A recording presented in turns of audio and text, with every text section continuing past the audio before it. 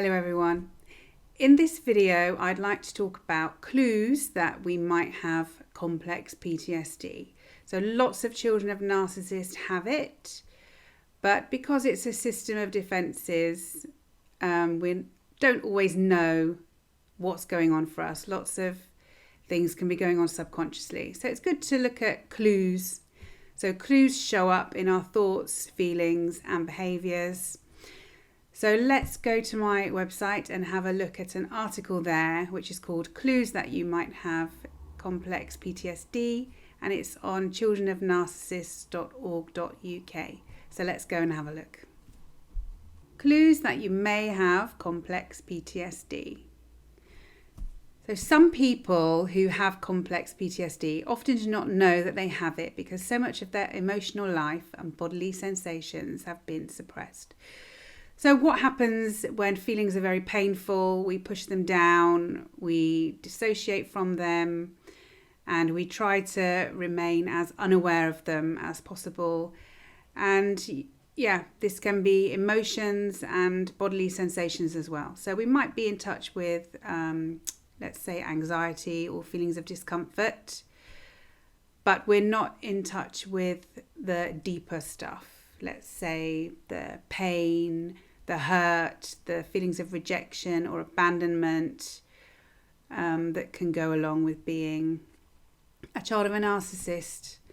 So here are some subtle clues that might point to CPTSD. So these are bodily clues. So you might find yourself holding your breath a lot. So some people might just find that they're holding their breath and they haven't been aware that they're holding their breath, maybe when they're out in public. This might be a clue of social anxiety. Some people might hold their breath and they're not even aware that they're holding their breath because there is that disconnect between their body and their mind. There may be a lot of muscle tension, especially in the shoulders and neck. So some people might feel lots of tension there, pain even.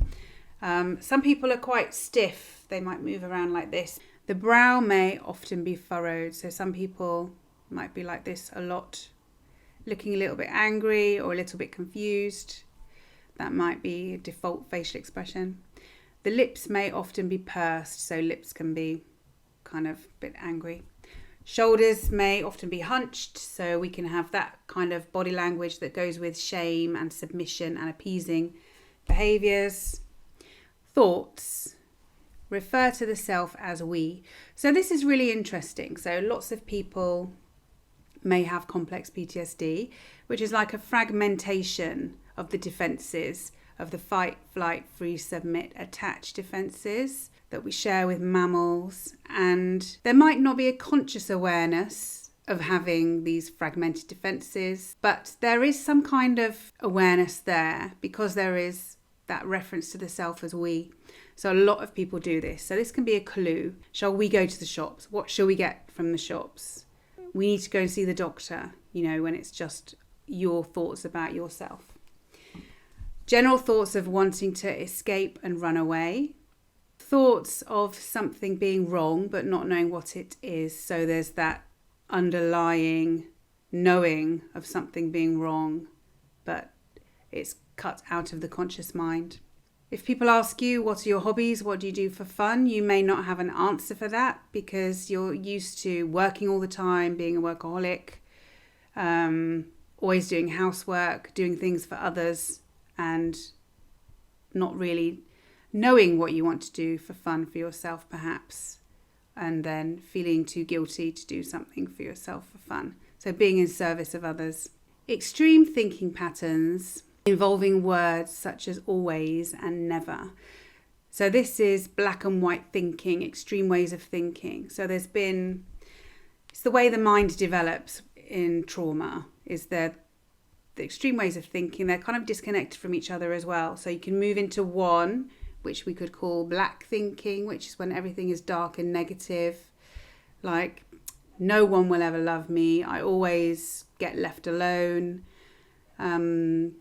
I'll never be happy, those kind of thoughts.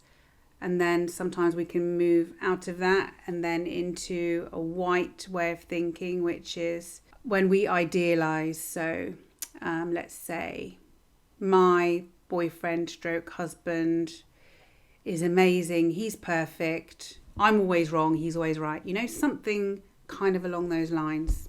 There may be a lot of internal conflict, finding it hard to make a decision, or feelings of different parts of you wanting conflicting things. So let's say, for example, if you use alcohol as something which soothes your anxiety, you may or may not be aware that you're feeling anxious, but let's say you drink every day. So this would be a clue that there's something that you're managing within you with the alcohol. So let's say part of you thinks, I really need to stop drinking. I really want to stop drinking. This is really unhealthy. It's making me ill. Something like that can be going on. So there's part of you that's really strongly against drinking. But then another part of you every day makes sure that you're down at the shops buying a bottle of something to drink. So there's two direct conflicts there. And you might give a lot of thought on both sides, that side of you that wants to stop drinking and that side of you that feels the need to keep drinking. So that can be internal conflict. There can be lots of internal conflict over lots of things. And then, being in a shop, let's say, trying to decide on buying a sofa or on buying electronics, there can be a feeling of being frozen and not wanting to go either way and make a decision. And this is a clue that there's underlying internal conflicts going on, and those internal conflicts will be driven by different agendas. So an agenda might be, for example, if you have a narcissistic parent and they always criticize choices that you make, or you when you express your personality, which is what we're doing when we're buying a sofa or when we're buying an electronic item, when we're buying clothing, when we're buying anything. And that fear of criticism can keep a part of us from making a decision because it's trying to protect us from that criticism. So there can be lots of reasons for the internal conflict. Feelings. There can be a sense of guilt when doing something for the self. So this is because of behavioural conditioning in the early years. So we are conditioned to do for others. When we have a narcissistic parent, we're conditioned to serve their needs and we're conditioned to ignore our own wants and needs. So that comes then wrapped up in guilt in later life. Anything that we're doing for ourselves comes with a feeling of guilt. So guilt, in essence, is a feeling of doing something wrong. But we're not actually doing anything wrong. It's behavioural conditioning.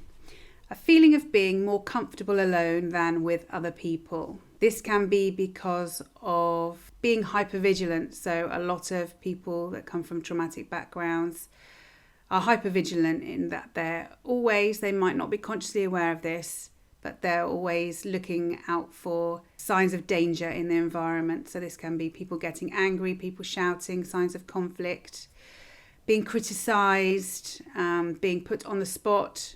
All these kind of things can be triggering. Being hypervigilant and having to watch the environment all the time and what people are doing can be tiring, really tiring and exhausting if we're aware of it or not. And then being alone can feel more relaxing because we don't have to pay attention to managing the people in our environment and making sure they're all happy, or questioning ourselves if someone's angry. What have we done? How we know what happened? Because if people are angry in the environment, children of narcissists tend to put the blame on themselves. Wanting to be alone a lot. So this ties in with a feeling of being more comfortable alone than with other people. There may often be a sense of being bored. So boredom is on the anger spectrum. So it's lower end of the spectrum. Boredom can be a sense of wanting to get away from our emotions, or a sense of there being danger, that something's not going on. There's not action, we're not distracted by something, and we're kind of feeling like we might be too close to our feelings coming up for us, or becoming aware of our feelings. So that can make us feel kind of agitated and bored if there's not something going on that can distract us. A vague sense of being agitated, irritated, or uncomfortable. Feeling like that and not knowing why. Strong feelings may often overtake you. You are not sure where they came from and you cannot shake them. So let's say, for example, you suddenly come over with a feeling of strong anger, and you might be aware of why you're angry, you might not be. But then you try to think your way out of it and calm yourself down, and this just doesn't happen. And it stays there maybe for hours, This can be a clue that you're in a triggered state. So something's triggered a defense in you, that defense has come up and it's staying there until it feels that everything's safe and it can go back down again, calm down. A feeling that you can't trust anyone or you are waiting to be betrayed in some way. So this is very strong for lots of children of narcissists. You may feel uncomfortable when things are going well and be waiting for something to go wrong. This is also very common with children of narcissists. So there's an underlying sense of something's going to go wrong, a chronic sense of danger. Danger is coming, danger is going to happen. It's not safe to be calm or happy or content. This is very common. A sense of not being able to relax, of always needing to be prepared, on guard or ready.